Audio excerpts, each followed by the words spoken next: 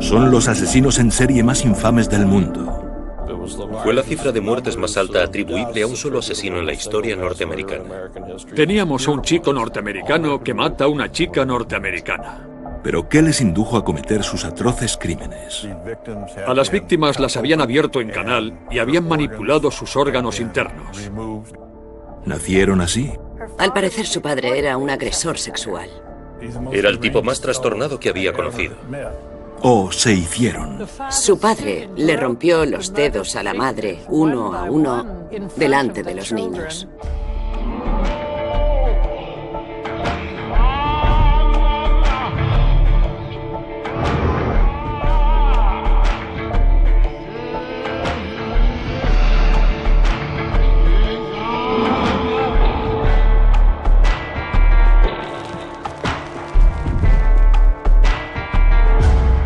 ¿Nacidos para matar?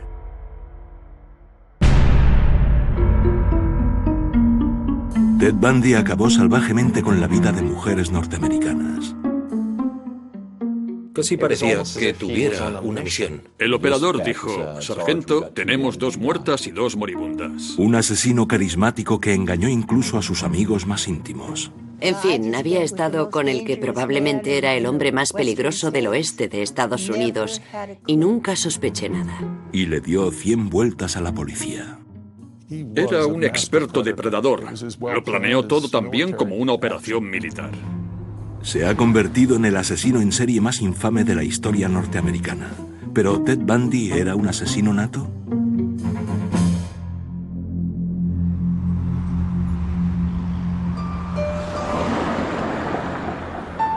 Ted Bundy nació siendo Theodore Robert Cowell en 1946 en el hogar Elizabeth Land para madres solteras en Vermont. Por entonces, su madre Louise tenía 22 años y se enfrentó al estigma social de tener un hijo de padre desconocido siendo soltera. Para proteger a la madre, los padres de esta creyeron que era mejor no admitir que había pasado 3 meses en el hogar para madres solteras de Vermont. Así que lo criaron haciéndole creer que sus abuelos eran sus padres y que su madre era su hermana mayor, y durante toda su vida. Eso debió de causarle mucha confusión. No sabía quién era. Cuando Ted tenía 4 años, la madre a la que creía su hermana se lo llevó a Tacoma, Washington, para empezar una nueva vida. Allí se casó con un cocinero militar, Johnny Bundy, que adoptó a Ted como hijo propio. Fue en este entorno de medias verdades y dudas donde creció Ted Bundy.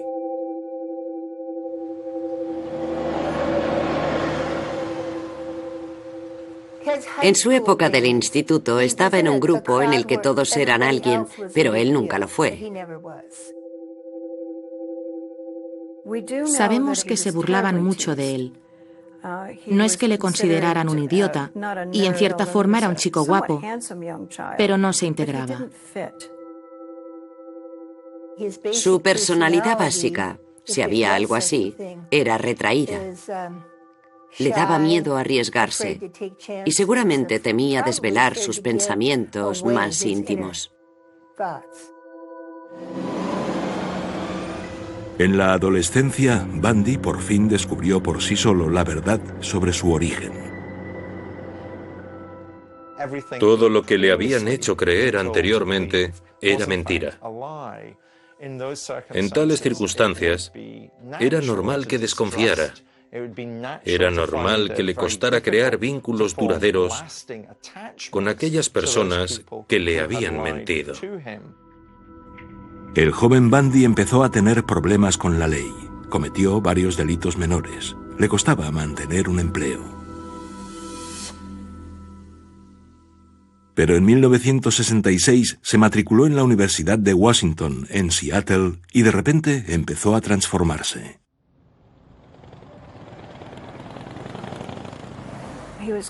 Le consideraban encantador, elegante. Le veían como alguien culto. Y por entonces, eso fue lo único en lo que la gente se fijó en realidad. Ted era muy popular en la Universidad de Washington. Sus profesores creían que era genial, que era brillante. Las investigaciones han demostrado que la gente más guapa es la que obtiene mejores notas, y los que no son tan guapos no obtienen tan buenas calificaciones. Y creo que se llegó a un punto en el que, como él era un joven tan guapo, la gente pasó por alto cualquier tipo de vacío intrínseco en él.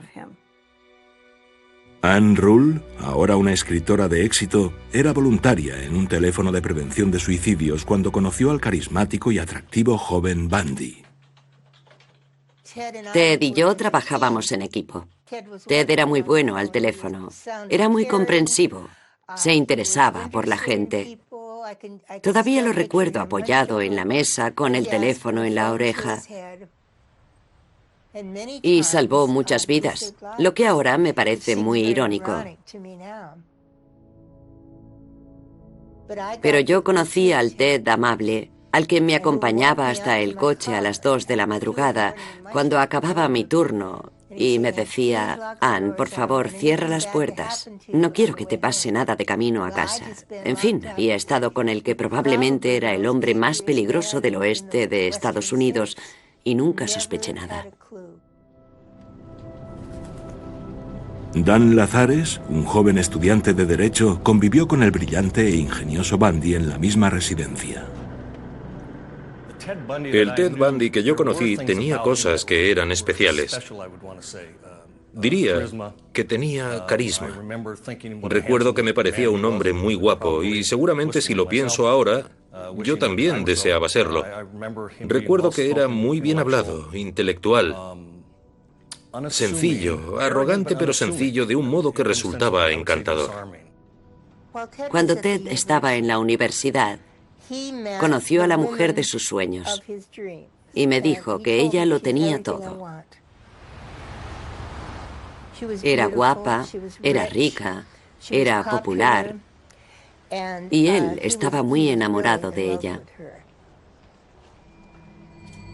Pero después de más de un año de relación, la chica de los sueños de Bundy empezó a pensárselo 2 veces. Ella se dio cuenta de que él no iba a llegar a ningún lado. No tenía objetivos. Hablaba de meterse en política y de hacerse abogado, pero en realidad no hacía nada. No llevaba a cabo nada. Y ella rompió con él.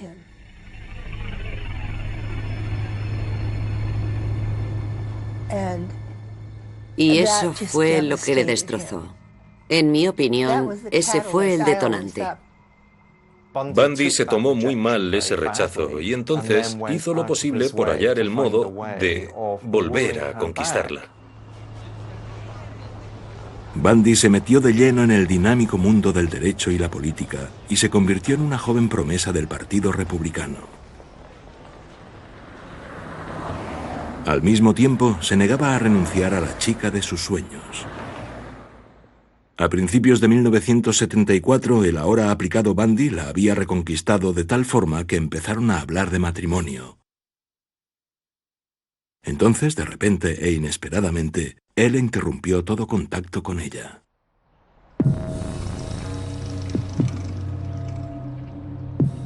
El 1 de febrero de 1974, a la preciosa estudiante de 21 años dotada para la música, Linda Ann Gilly, la esperaban para grabar el parte de esquí diario en la emisora de radio local. Nunca acudió. Tampoco apareció en clase ese día. Al no asistir a una comida, sus amigas empezaron a preocuparse. Llamaron a la policía y lo que descubrieron fue desconcertante. Ella desapareció. Su cama estaba hecha. Pero cuando levantaron las sábanas, había tanta sangre manchando la ropa y el colchón que alguien tenía que estar o muerto o gravemente herido. Ella llevaba un camisón porque había sangre en la parte trasera del camisón. Él se lo había quitado y la había vestido. Sencillamente desapareció. En los 6 meses posteriores, la policía de Seattle batalló con la misteriosa desaparición de la chica de 21 años. Después, una tras otra, empezaron a desaparecer más universitarias. A Donna Mason, de 19 años, la vieron por última vez yendo a un concierto. Nunca llegó allí. Susan Rancourt, de 18 años, desapareció cuando caminaba de noche por el campus de la Universidad de Ellensburg, Washington. Roberta Parks, de 22 años, desapareció de la Universidad Estatal de Oregón. Brenda Ball, de 22 años, desapareció tras salir de la taberna Flame en un distrito de Seattle.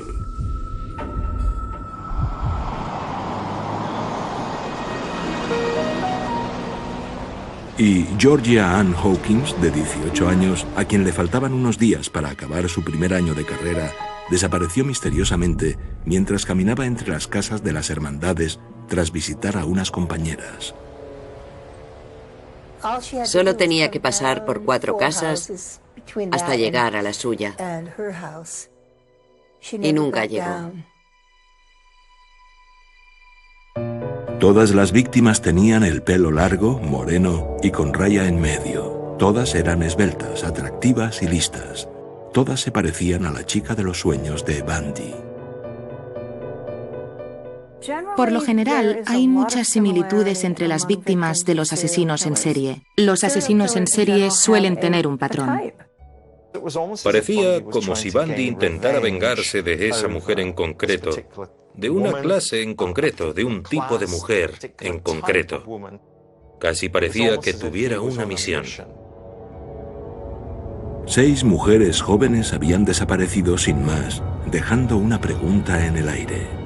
¿Cómo las habían raptado, al parecer, sin luchar, sin pistas ni testigos?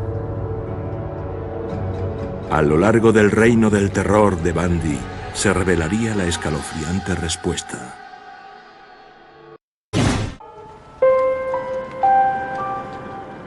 ...1974... En el estado de Washington y alrededores, 6 mujeres jóvenes, listas y atractivas, habían sido secuestradas por el asesino en serie Ted Bundy. Las chicas habían desaparecido sin más, dejando perpleja a la policía y sin un sospechoso claro. ¿Cómo secuestraba Bundy a sus víctimas pasando desapercibido y sin forcejear? Sabía que debía acceder a una víctima idónea, pero ¿cómo conseguía convencer a esa mujer para que se subiera a su coche o para acompañarle andando lejos de donde ella estaba con sus amigos? El misterio no tardaría en descubrirse. El Parque Estatal del Lago Sammamish era un lugar muy frecuentado por los jóvenes de Seattle.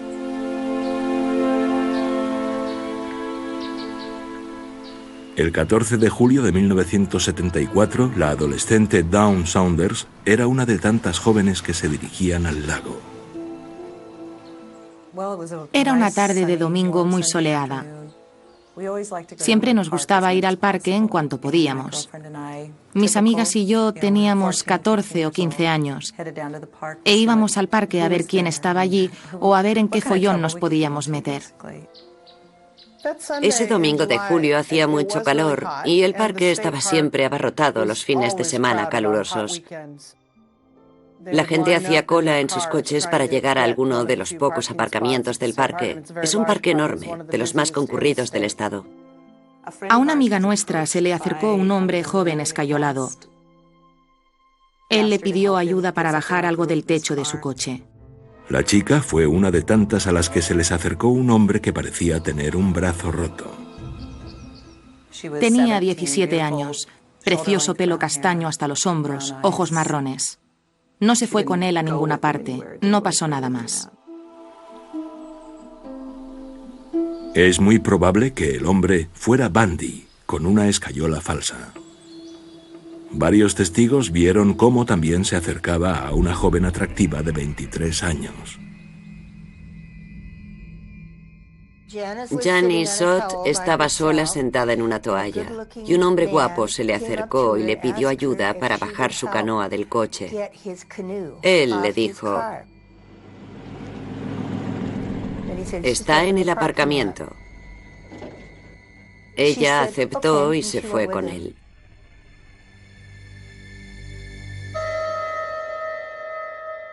Fue la última vez que se la vio.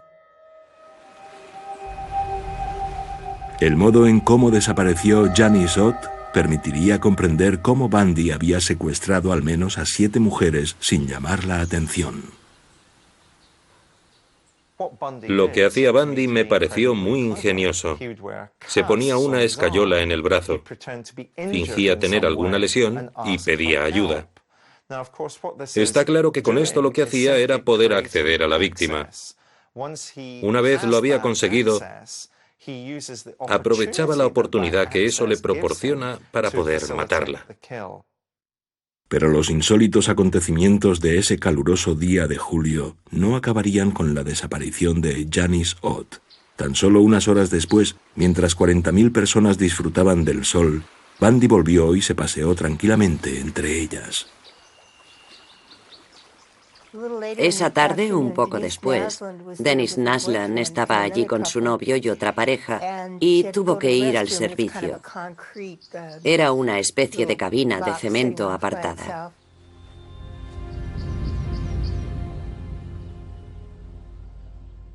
Se fue y nunca volvió.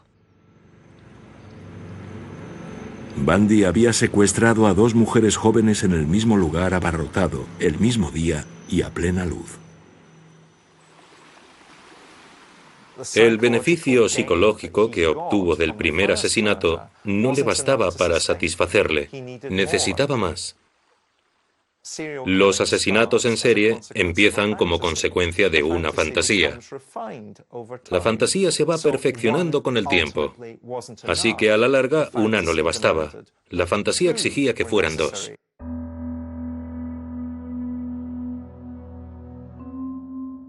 Con helicópteros y perros, la policía inició una búsqueda masiva en unas 162 hectáreas por el parque del lago Sammamish. No se encontró nada. Las chicas habían desaparecido sin dejar rastro. Recuerdo a su novio que había estado con ella en el parque ese día. Recuerdo que estuvo allí durante la búsqueda y estaba apoyado en su coche llorando. Sollozaba porque se temía lo peor. Pero la audacia de Bundy le había traicionado. En el parque había tanta gente ese día que no les costó crear un perfil que identificara enseguida a ese individuo. Y lo identificaron como Ted. La gente en el parque le oyó presentarse a Janice Ott y la vieron irse con él. Durante esa semana hicieron un retrato robot del posible sospechoso y resultó ser Ted Bundy.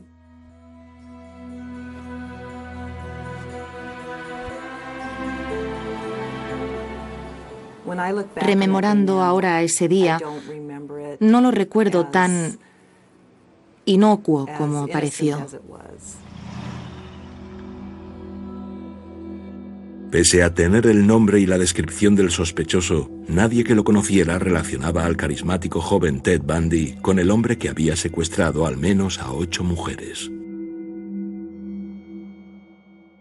Mi amigo y yo comentamos en ese verano en el que una pista indicaba que era alguien llamado Ted con un Volkswagen.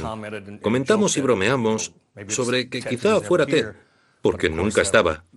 Pero fue algo que nunca pensamos de verdad.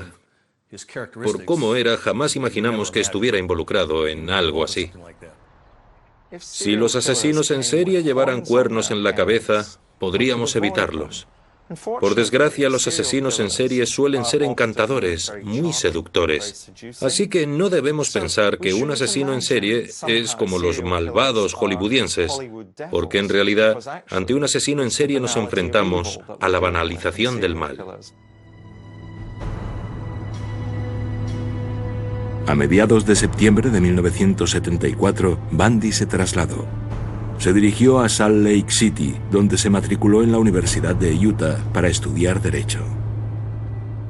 Se fue a Utah y empezaron a desaparecer chicas en las afueras de Salt Lake City, de forma parecida a cómo habían desaparecido las chicas en el estado de Washington. En los 3 meses posteriores se descubrió a 4 jóvenes agredidas sexualmente y asesinadas. Bundy parecía imparable. Lo planeó todo también como una operación militar. Siempre que decidía asesinar, seguía ciertos trámites, tenía ciertas herramientas que llevaba consigo, tenía todo planificado al detalle y no dejaba ningún cabo suelto. Consiguió a la perfección escapar, evitar ser detenido y eludir a la policía. Era un experto depredador.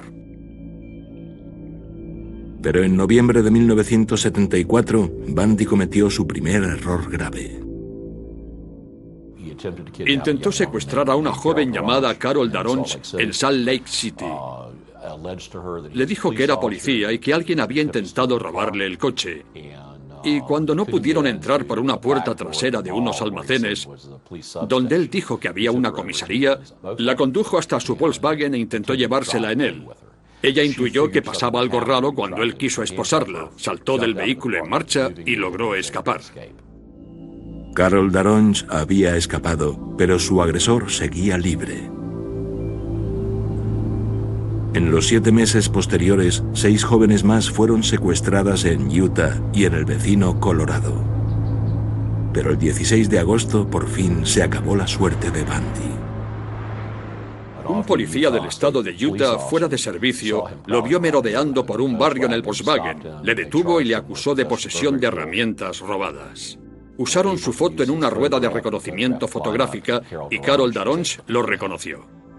Habían atrapado a Ted Bundy. Le acusaron y lo sentenciaron por el secuestro de Carol Daronch y lo condenaron a cumplir de 1 a 15 años. Pero Ted Bundy estaba a punto de llevar a cabo una proeza insólita que lo liberaría para volver a matar a su antojo. En 1977, a Ted Bundy le habían condenado por el intento de secuestro de Carol Daronch en Utah. La policía estaba convencida de que Bundy era un asesino en serie y lo trasladaron a Colorado para enfrentarse a la acusación por el secuestro y asesinato de Karin Campbell, de 24 años, en Snowmass. A Bundy lo iban a juzgar en Aspen y, si le condenaban, pasaría el resto de su vida en la cárcel. Pero Ted Bundy tenía otros planes.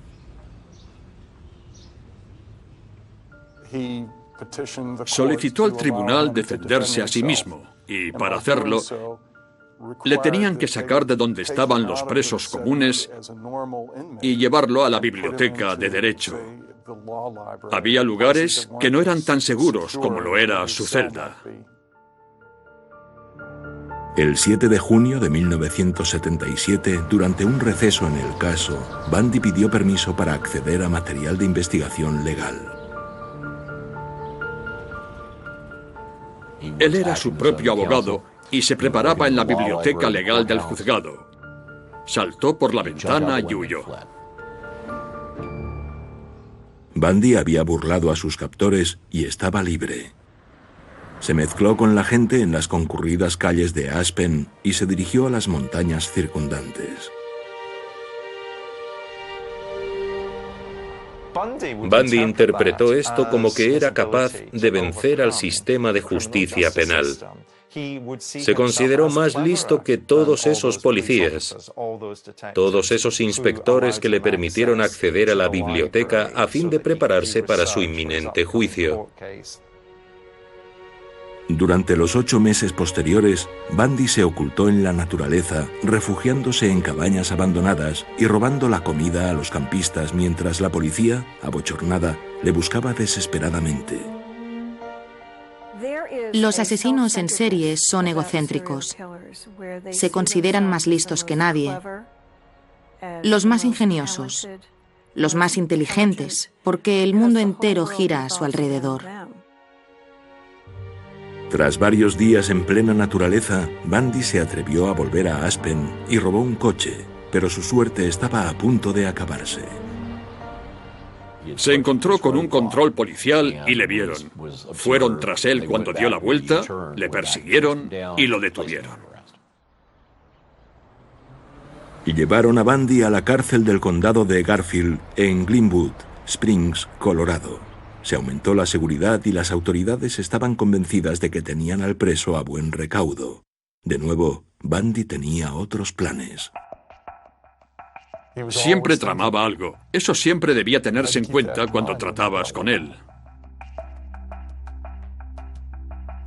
El 30 de diciembre de 1977, Ted Bundy movió ficha. Adelgazó mucho y logró colarse por una lámpara de neón. Se deslizó por el techo, cayó sobre el techo de un armario en el cuarto de los carceleros y allí bajó. Cuando los carceleros se dieron cuenta de que se había fugado, Bundy ya estaba a miles de kilómetros, en Chicago. Tras pasar la Nochevieja en un bar de Ann Arbor, Michigan, Bundy tomó un autobús hacia Tallahassee, en Florida. Con una identidad nueva, alquiló una habitación en el albergue Oaks, en el centro de la zona estudiantil de la Universidad Estatal de Florida. Tras 18 meses encarcelado, las maquinaciones de Bundy habían dado resultado. Había burlado a la justicia y por fin era libre. Pero para Ted Bundy, eso no era suficiente. A los asesinos en serie les encanta ser el centro de la tragedia que ocurre a su alrededor. Cuando Bundy se trasladó a Florida, ya no tenía el estatus que él podía seguir indirectamente en la prensa o en televisión, como hacía en Utah, Colorado o Washington. Volvía a ser un don nadie en vez de ser alguien, y en definitiva, era esto lo último que Bundy quería ser. De modo que debía hacer algo para recuperar la atención que tanto ansiaba, para poder demostrar su horripilante poder sobre la cultura que tanto aborrecía. En la madrugada del 14 de enero de 1978, tan solo una semana después de llegar a Tallahassee, Ted Bundy volvió a atacar. En torno a las 3 de la madrugada, una joven llamada Anita Neary volvió a su hermandad. Entró en la planta baja y vio a un hombre salir de la casa. Llevaba en la mano algo que parecía un palo. Subió y despertó a la presidenta de la hermandad. Entonces, Karen Chandler salió de su habitación, la miraron y dijeron: ¿has visto? Y se dieron cuenta de que Karen sangraba. Jim Sewell era sargento y ayudante del jefe de policía cuando sonó su teléfono esa noche. El operador llamó y dijo: sargento, tenemos 2 muertas y 2 moribundas. Sewell fue el primer policía de paisano en llegar al lugar. Cuando llegué a la casa, subí y entré en la habitación de Bowman. A Margaret Bowman la habían estrangulado, estaba muerta y nuestros agentes la estaban examinando. Margaret Bowman tenía una media de nylon anudada alrededor del cuello. La habían golpeado tan fuerte con una rama que le habían destrozado el cráneo. Claramente era víctima de un apaleamiento. Al otro lado del vestíbulo se descubrió otra víctima. A Lisa Levy también la habían golpeado y estrangulado. Lisa Levy, de 20 años, estaba muerta en la cama. Yacía de lado y tenía la cubierta subida por encima de los hombros. La habían agredido sexualmente con un objeto. El ataque había sido brutal. A Lisa también le habían mordido el pecho y en los glúteos. A 2 chicas más, Karen Chandler y Kathy Kleiner, también las habían apaleado. Lograron sobrevivir por los pelos al salvaje ataque. Todos esos sentimientos acumulados estallaron con una brutalidad salvaje en esa hermandad. Hubo una brutalidad salvaje. El asesino en serie no tiene límites, así que si se desencadena en ellos una reacción, no es que se enfaden, es que se enfurecen hasta el punto que, cuando ves la crueldad de los asesinatos que cometen, te quedas perplejo. Piensas, ¿cómo ha podido esta persona apacible hacer esas cosas tan horripilantes a otra persona, a un ser humano? Bundy se había escapado de Colorado hacía solo 2 semanas.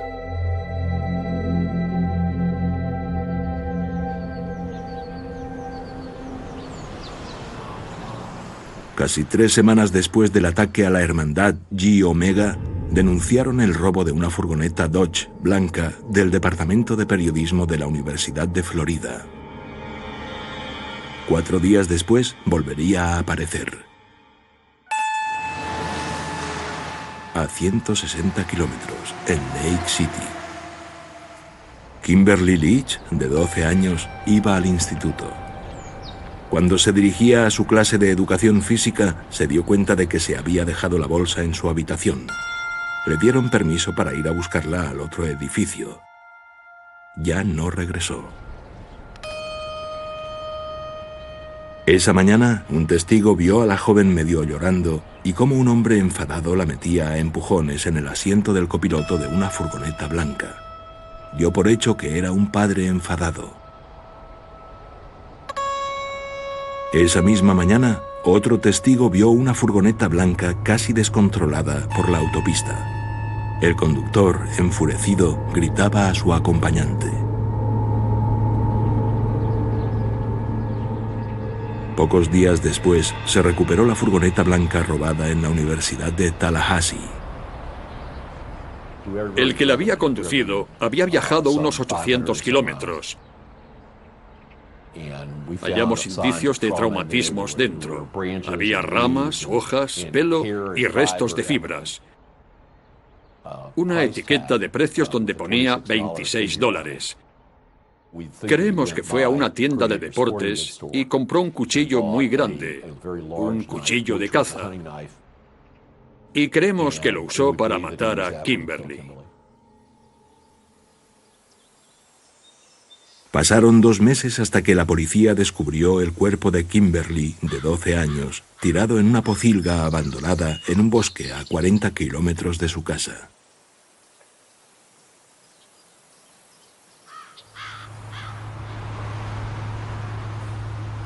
A la 1:30 de la madrugada del 15 de febrero, en Pensacola, Florida, se vio a un hombre en su escarabajo Volkswagen actuando de forma sospechosa. El conductor del Volkswagen estaba merodeando detrás de unos grandes almacenes de Pensacola y un agente de policía lo vio e intentó detenerlo. Pero el hombre llegó antes a su coche, se subió y huyó, y el agente le persiguió. Hubo un rifirrafe, le disparó, no le alcanzó, pero acabó arrestado. Al principio nos dijo que se llamaba Ken Meister. Después nos dijo que se llamaba Theo Robert Bundy. Los que habían conocido al carismático Ted se quedaron estupefactos. Cuando detuvieron a Ted Bundy, me quedé pasmado. Recuerdo que se me revolvió el estómago. Ted Bundy volvía a estar detenido, pero su captura sería solo el principio de un circo de 11 años sin precedentes.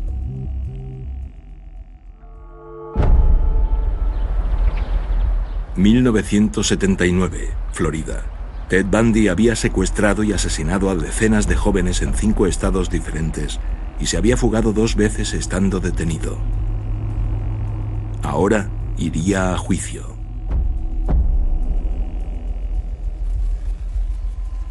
A Bundy le juzgaron 2 veces. La primera por los ataques brutales a las estudiantes de la fraternidad Chi Omega en Tallahassee. Después, por el secuestro y asesinato de Kimberly Leach, de 12 años, en Lake City.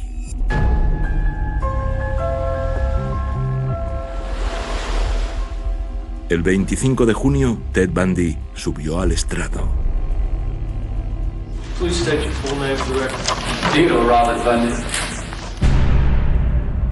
El ex estudiante de Derecho, desoyendo el consejo de su abogado, había decidido defenderse a sí mismo. Los asesinos en serie ansían ser el centro de los acontecimientos.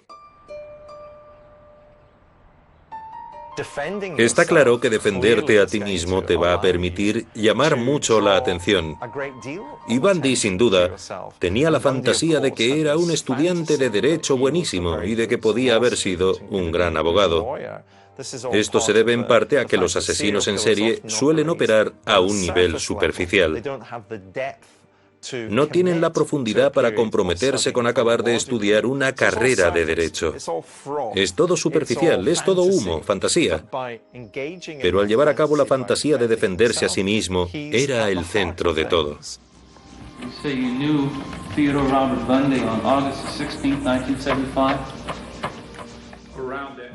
En un caso penal en Estados Unidos, tenemos que demostrar la culpabilidad sin que haya lugar para la duda razonable. Él creyó que podría crear esta duda y que le declararían no culpable. Estaba muy seguro de sí mismo, hacía preguntas muy buenas, pero no aprendió la lección básica en la Facultad de Derecho. Lo primero que se aprende es que nunca debes representarte a ti mismo. Al defenderse a sí mismo, Bundy decidió interrogar a testigos y víctimas vulnerables, una táctica que dañaría para siempre su imagen ante el jurado. En el adverso mundo de la sala del tribunal, su falta de conocimientos, su incapacidad para defenderse a sí mismo porque era culpable, iba a quedar al descubierto. Así que, en mi opinión, este fue un error de cálculo por parte de Bundy. Don't shake your finger at me, young man. Don't shake your finger at me, young man. Durante el juicio, dos acontecimientos determinarían su destino. Carol Daronch identificó a Bundy como el hombre que había intentado secuestrarla en el centro comercial en Utah. Pero lo que le condenó fueron las marcas de los mordiscos obtenidas del cuerpo de Lisa Levy. Ann Rule asistió al juicio. Todavía le cuesta creer que el amigo con el que antaño había trabajado codo a codo en un teléfono de la esperanza pudiera ser un asesino en serie despiadado. El testimonio de la tarde fue el del doctor Richard Souberon, que era dentista forense. Testificó que Ted había mordido a dos chicas y había dejado marcas de dientes en el pecho y los glúteos de una de las chicas muertas. Los dientes nos identifican casi tan bien como las huellas dactilares, y el doctor Souberon explicó dónde estaban esas marcas y cómo encajaban a la perfección con la dentadura de Ted. Tenía una dentadura muy peculiar. Dijo que no había duda de que Ted Bundy mordió a esa chica o bien antes o después de matarla. La sesión terminó y Ted salía de la sala, esposado como siempre, llevando sus papeles como solía hacer, y me miró e hizo un gesto como de «yo no lo hice, no tuve nada que ver con eso». Pero yo sabía que sí lo había hecho. Bajé al vestíbulo y vomité, porque en ese momento tuve que aceptarlo. A Theo Robert Bundy le declararon culpable fuera de toda duda razonable. Ted Bundy's fate is now in the hands of Judge Edward Cowart. The judge will announce this afternoon whether he will send the former law student to the electric chair. Yesterday, the jury heard Bundy's mother ask that her son be spared, but the state reminded the jury of the victims. How nice it would have been if Lisa Levy and Margaret Bowman's mother could have been there on the morning of January 15th of 1978 and asked for mercy for them.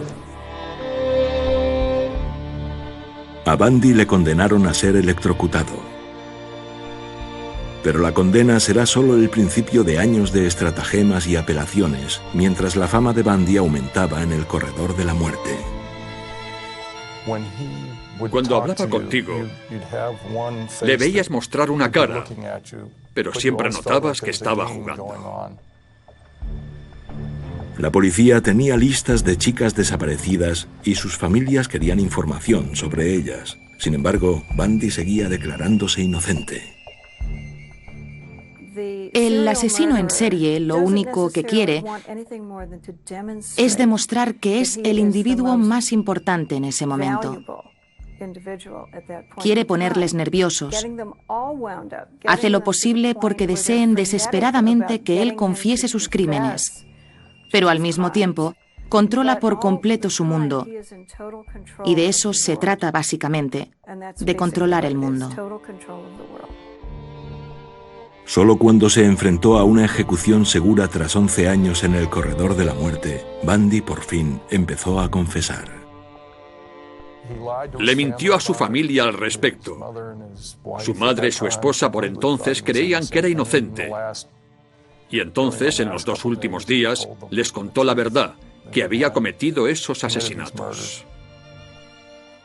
No fue un acto humanitario por su parte. Quería sacar provecho de aquello y estoy convencido de que lo único que quería era prolongar su vida unas semanas más o cuanto pudiera.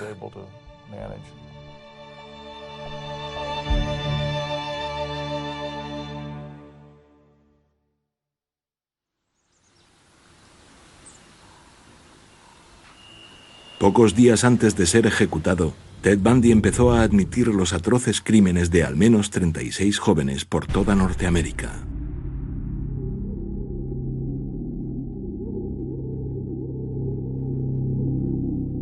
Se había deshecho de muchos de los cadáveres en las montañas o en bosques, y con frecuencia había vuelto para cometer necrofilia. A veces se había llevado las cabezas a su casa.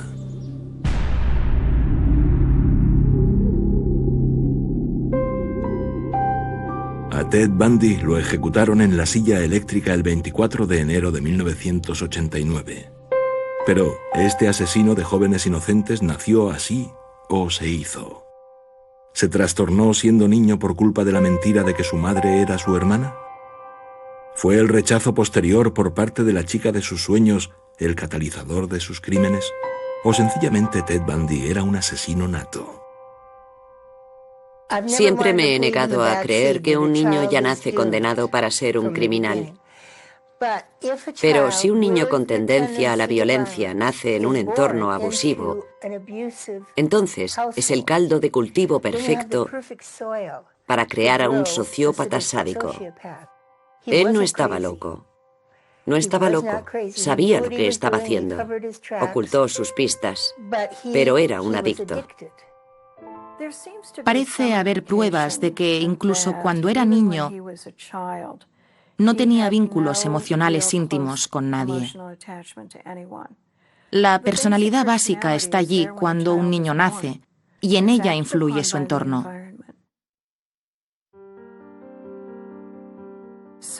De modo que si nació para matar, debía de haber algo en su genética infantil que decía: solo necesitas un desencadenante en el entorno y entonces podrás iniciar tu destino.